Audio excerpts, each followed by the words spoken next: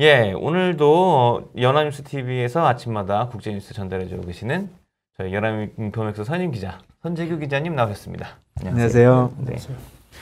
네, 참 저희가 요즘에 중국과 대만 그리고 이제 펠로시 그 대만 방문 이국과 더불어서 또 참 선재규 기자님 나오시는 시간을 더욱더 많이 기다리게 됐습니다. 대만 봉쇄를 이제 중국이 이제 펠로시가 이제 대만 방문하고 나서 이제 중국이 대만 봉쇄를 이제 군사력을 동원해서 하고 있는데요. 참 이게 규모가 사실 중국이 당연히 이제 뭐 규모가 큽니다만 이 군사력 이제 과시하는 부분에 있어서도 규모가 상당한 것 같습니다. 그동안에 이제 보복, 군사, 이렇게 위협 얘기가 나오다 이제는 아주 지금 진행자도 말씀하신 것처럼 완전히 대만 봉쇄가 이제는 아주 그냥 노골적인 표현이 됐습니다. 예.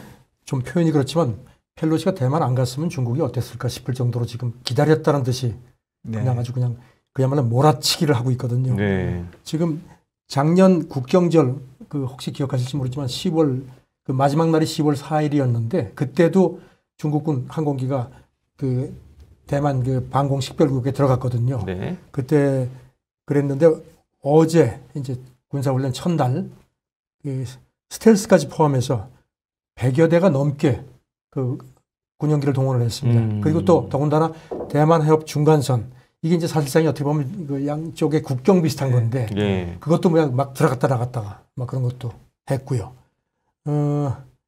지금 보니까 또 여기다가 구축함 호위함 같은 게 10여 대 이상 들어간 건 물론이고요. 그리고 또 북부, 동부, 남부 해역에 대만 11발의 둥펑 탄도미사일을 또 쐈습니다. 그런데 그 중에서 한 4발, 5발 정도는 대만 상공을 처음으로, 물론 굉장히 높게, 그래가지고 가서 더군다나 일본 배타적 경제 수역 안쪽에 한 5발 정도가 떨어진 걸로 NHK가 또 보도했습니다. 묘하네요. 대만 상공을 지나가서 일본 위제트까지 떨어졌다. 이것도 처음이에요. 궤도가요. 예, 이것도 네. 처음이고. 일본이 이렇게 많이 내려와 있잖아요. 네. 이렇게 생각보다 많이 내려와 있어요. 그러니까 니들이 내려와 있지. 그래, 우리는 쏜다. 이런 겁니다. 그래서 일본 방위상이 이거는 일본 안전 보장을 위협하는 아주 중대한 위협이다.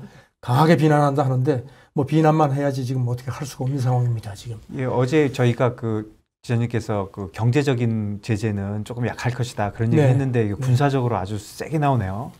예, 예상은 했지만 지금 굉장히 세게 나오는 겁니다. 예. 그래서 지금 그동안에 이제 갖고 있는 자기들 옵션 이제 통일에 대비해서 갖고 있는 옵션을 그냥 훈련한다는 걸 아주 노골적으로 드러내는 것 같습니다. 예. 그럼 미국 국무부하고 중국 외교부에서도 말들을 많이 했을 것 같은데.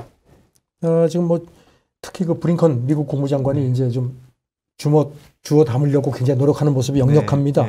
지금 프놈펜에서 아세안 안보 포럼 이제 시작이 돼서 여기 이제 가 있는데 어제 여기서 이제 미국하고 아세안 외교장관들이 따로 만났거든요. 그 자리에서 중국이 이렇게 위기 조성하는 거 안 된다. 그러면서 이렇게 군사 행동을 늘리는 구실을 찾으려고 하는데 그러지 않길 바란다. 그러니까 희망한다는 표현을 썼습니다. 조금 잘 하지 않으려는 것 같습니다. 그리고 이렇게 해봐야 이게 어떤 누구에도 도움이 안 된다. 그런 얘기를 했고요. 그래서 지금 최근 며칠 정도 미국이 중국의 카운터 파트너들하고 접촉하려고 미국 정부의 모든 수준에서 연락을 취하면서 노력하고 있다. 이런 얘기를 했습니다. 그리고 현상을 무력으로 현상 변경하는 것은 절대 안 된다. 이런 얘기를 했고요. 그리고 이제 거기다 덧붙여서 하나의 중국 정책 여전히 전념하고 있고 하나도 달라진 게 없다. 얘기를 했습니다. 그리고 조금 전에 달래기를 하는군요. 네. 그리고 이제 조금 전에 방금 지금 이제 NPT 평가회의가 열리고 있거든요. 거기 또 이제 미국 대통령 특사가 얘기를 하면서 중국하고 그동안에 이제 중국하고 어떤 리스크를 유사시 어떤 충돌 같은 위험을 줄이기 위한 그런 소통 채널이 사실상 굉장히 단절되어 있었다. 그래서 우리가 이거를 확대하려고 지금 굉장히 노력하고 있다. 이런 얘기를 했습니다. 미국이 이제 지금은 이제 좀 주워 담으려고. 그러니까 펠로시가 이제 입법부 수장이 이제 좀 표현이 그렇지만 사고 치고 간 다음에 이제 행정부 쪽에서 그걸 담으려고 하는 것 같은 글쎄 역할 분담인 것 같기도 합니다. 중국 외교부는 난리 났겠네요. 지금 외교부뿐만 아니라 왕이 외교부장 자체가 역시 지금 캄보디아에 와 있거든요. 와 있는데 이제 중국 외교부 홈페이지에 이제 왕이 부장 얘기가 나온 걸 보면요. 이 군사훈련 뭐라고 하는데 꼭 필요하고 적절한 조치다. 그렇게 얘기를 했고요. 그 다음에 이제 펠로시의 공연, 그러니까 쇼라고까지는 안 했는데 펠로시의 공연이라는 표현을 쓰면서 이거 봐라. 미국이 그야말로 이런 지역 그 안정을 해치는 최대 파괴자다. 가장 큰 골칫거리다. 이런 너네가 표현이죠. 건드렸다 이런 얘기네요. 그렇죠. 네. 너희가 그래 놓고선 뭐 네. 우리 보고 뭐라 그러냐 하는 겁니다. 그래서 중국이 지금도 그렇지만 앞으로도 꼭 필요하고 제때 반격하는 거는 하는데 이거는 방어적인 거다. 도발자에 대한 경고다. 아주 세게 얘기를 했습니다. 그리고 미국이 정치적 목적으로 대만 카드를 쓰는 모양인데 절대 좌시하지 않을 거다.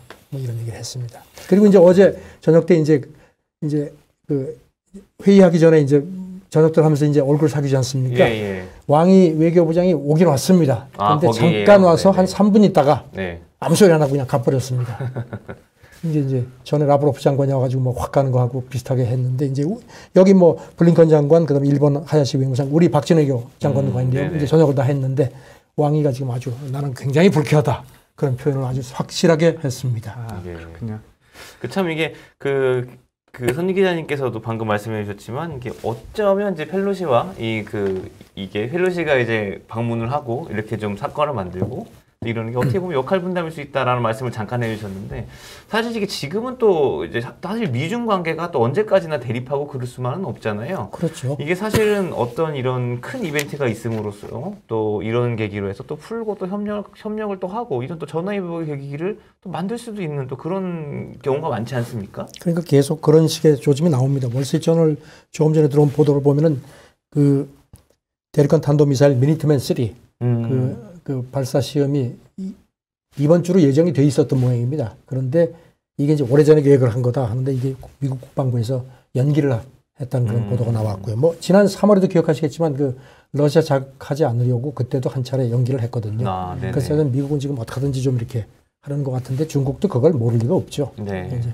항상 대판 싸우고 나면은 이렇게 뭐 소주 한잔 하고 나면 오히려 그러니까 뭐 비 온 뒤에 땅 굳는다는 표현도 있는데 예.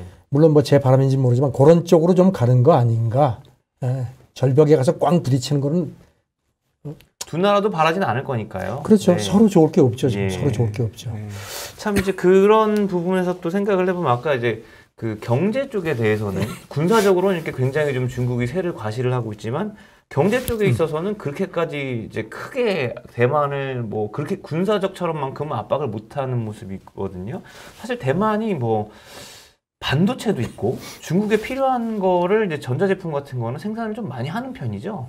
그렇죠. 대만은 뭐 지금 아시다시피 그 중국에 대해서 특히 그 전자제품하고 반도체 같은 거는 뭐 중국이 네. 엄청나게 의존하고 있죠. 그래서 뭐 중국 관계자들도 그런 부분에서는 대만하고 중국은 같은 몸이다. 뭐 이런 표현까지 나왔거든요. 그래서 지금 뭐 일부 경제 제재를 한 건 어제도 말씀드렸지만 뭐 농수산 식품 같은 거 뭐 네. 이런 건데 사실 그 수출 비중은 뭐 극히 낮고요. 지금 반도체는 일체 전기 뭐 전자는 손 안 대고 있고요. 중국이 이렇게 뭐 경제 보복을 하지만 말이죠. 지금 보니까 그 수출 규모로 보니까요.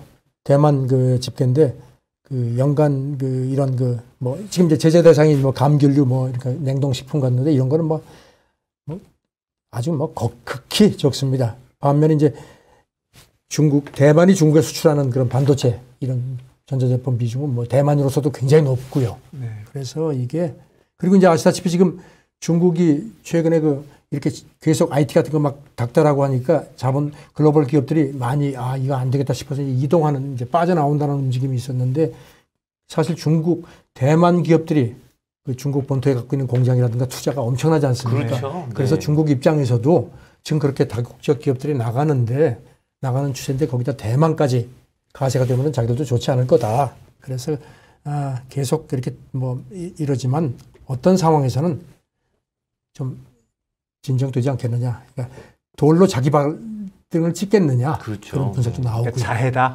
그렇죠. 자해라는 네, 얘기도 예, 나오고요. 예. 네.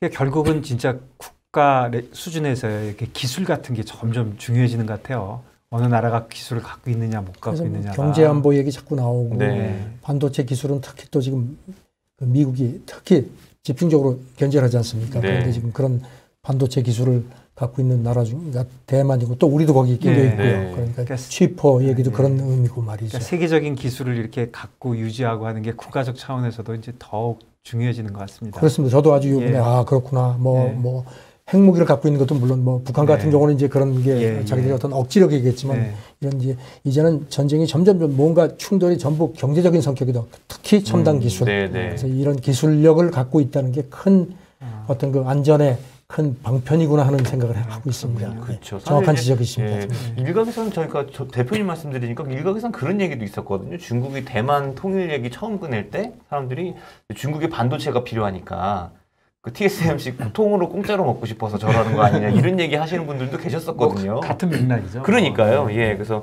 참 이제 말씀하신 대로 정말 국제 정세에 있어서도 말씀하신 대로 첨단 기술이 정말 계속 중요해지는 것 같습니다. 그리고 그 우크라이나 얘기 다시 좀 해주시죠. 그 뭐 러시아가 미사일 많이 써가지고 돈 많이 쓴다 뭐 그런 얘기를 한 것 같은데. 이게 지금 이거는 이제 우크라이나 쪽 네. 매체가 지금 또 네. 그쪽에도 뭐 포브스 쪽 해가 이렇게 했는데요. 지금 뭐 계속 뭐 러시아가 미사일 쏘고 하는데 그걸 좀 받아쳤습니다. 그 러시아군이 지난 2일 같은 경우에 그 첨단 그 순환 미사일 KH-555라고 돼 있는데요. 이거를 8발을 하루에 쐈다는 겁니다. 그런데 그게 한 발에 1,300만 달러. 한 발에요? 한 발에 그렇게. 그래서 그날 그 하루에 쏜 게 합치니까 근 1억 달러 정도가 됐다. 이게 이제 우크라이나 쪽 이제 그쪽 보도 이제 매체가 집계를 한 건데 그런데 그 8발 중에서 7발은 요격을 해가지고 떨어뜨렸다는 겁니다. 아, 그러니까 그 1억 달러 사서 쐈는데 낭비했다. 그러니까 낭비했다는 네. 겁니다. 그러니까 그 다음에 저는 러시아가 갖고 있는 미사일 가격을 뭐 계속 했습니다. 무슨 뭐 칼리브르 미사일을 한 발에 650만 달러다. 그 다음에 이스칸데르 이거는 이제 저도 많이 귀에 익어요. 그쵸? 이것도 네. 한 300만 달러가 넘고 가장 싼 게 뭐 토치카 U 미사일인데 이것도 30만 달러. 그러면서 우크라이나 외교부 대변인이 트위터에다가 푸틴이 이렇게 이런 범죄 전쟁으로 러시아를 더 가난하게 만드는데 그러지 말고 이런 걸 미래에 써라. 그리고 이제 또 러시아 사람들이 지금 무슨 푸틴 뒤에서 뭐 전쟁하고 으쌰으쌰 하는데 당신들 정신 바짝 차리고 푸틴한테 이런 짓 하지 말라고 이제 물어야 할 때가 아니냐. 또 이렇게 좀 심리전은 그 측면에서 또 이렇게 또 공격을 했네요. 참 이게 러시아 그 경제 상황에 대해서 얘기가 참 많은데요. 그죠? 서방 언론에서는 러시아 경제가 장기적으로 힘들 거라고 자꾸 얘기하고 러시아는 자기네 끄떡없다고 얘기하는데 말씀하신 대로 이렇게 분명 전쟁에는 많은 비용이 지출이 되지 않습니까? 이제 그런 거를 생각하면 뭐 원유 팔고 이런 거를 생각을 해도 참 러시아가 그렇게 쉽지만 않을 것 같기도 하고요. 장기적으로. 이렇게 미사일 쏘고 뭐 하고 하는데 이게 과연 이 돈이 어디로 갈까 제가 그냥 제 나름대로 생각을 해봤는데 네. 저는 이런 면에서 보면은 물론 러시아도 굉장한 그 군사 기술을 갖고 있겠지만 사실은 그 생산력이라든가 이런 게 결국은 미국 그 다국적 방산 업계들이 아닐까. 그래서 지금 뭐 그냥 씩 웃고 있는 거 아닌가 싶습니다. 예. 지금 제가 개인적으로 아는 어떤 분도 미국에서 이렇게 방산 부품을 크게 하는 분이 있는데 네. 지난번에 한번 저는 다 개인적으로 그러시고 이건 물론 좀 이런 얘기는 어디 가서 하지 마 하면서 그동안에 굉장히 비즈니스가 안 됐는데 요즘은 너무 잘 돼가지고 풀 가동하느라고 아주 좋다고 곧 한국에 오신다 그러는데 오늘은 식사 한번 합시다 그러더라고요. 그러니까 이렇게 항상 전쟁이 나면 이런 말 있지 않습니까? 전쟁은 늙은이가 일으키고 애꿎은 젊은 사람들만 죽는다. 참 그런 생각이 다시 들어서 돈 버는 사람들도 또 따로 있고. 돈은 벌고요. 네. 전쟁이 나서 다 죽어도 항상 돈은 벌고. 진짜 전쟁은 세상. 진짜 아닌 것 같아요.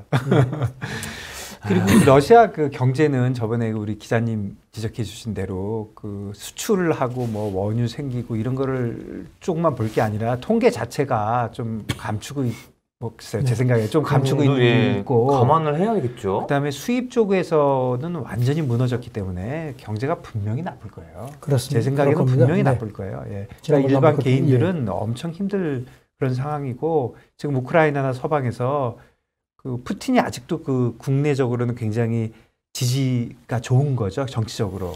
그렇게 돼 있는데 지금 언론 그 관영 언론들을 그렇죠. 뭐 최근에 네. 무슨 뭐 그런 그 반체제 언론들은 뭐 굉장히 대대적으로 문도 닫고 막 그래서 네. 제대로 보도가 안 되는 상황인 것 같은데 물론 이제 SNS를 통해서 나오긴 하지만 아마 내부적으로도 그런 그 내수 생산 자체가 무너졌다는 그런 네, 그 네. 지적도 지난번에 그 어떤 데서 예, 했고요.